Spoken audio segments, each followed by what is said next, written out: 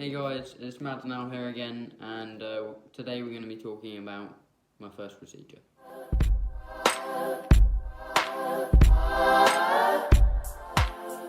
So Al went into the Royal Brompton at about 7:30 on Friday morning for his first procedure, which was a cardiac catheter. So went in through his groin up to the heart to measure the pressure in the heart and around the heart, and also a transesophageal scan to get a better look at the hole. Going in at 7 o'clock, I was expecting to be having the procedure in the morning and then be gone by the end of the day, but what they didn't tell me about general anaesthetic is that you have to fast.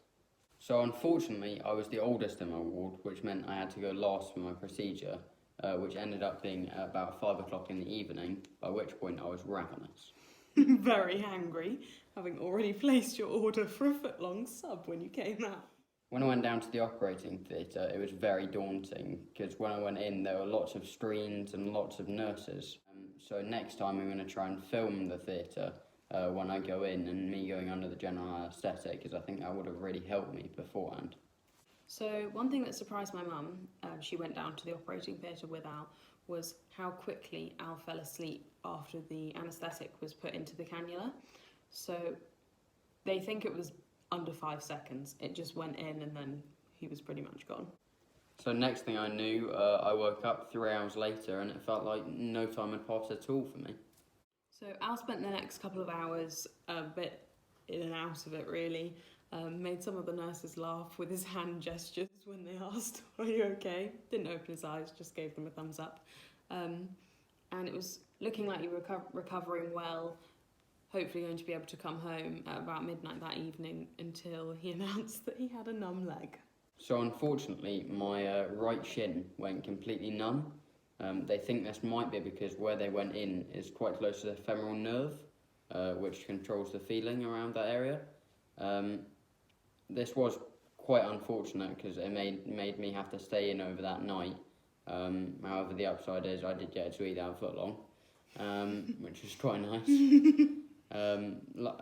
All the feeling has come back now, but for those day and a half that it was numb, it was quite scary because I didn't know whether I'd ever feel it again. Since Al's come home, he's had to start taking diuretics, which has been amusing because he's living on the toilet. And also iron, because weirdly you were anemic. Mm-hmm. So we're just waiting now for confirmation on when the open heart surgery is going to be. But they said that it's likely that it could be next Saturday. So we just have to wait and hear. So after coming out of hospital on Saturday, on the Sunday, Matt had her first really long run, which after a week of doing 52k from Monday to Friday seems impossible.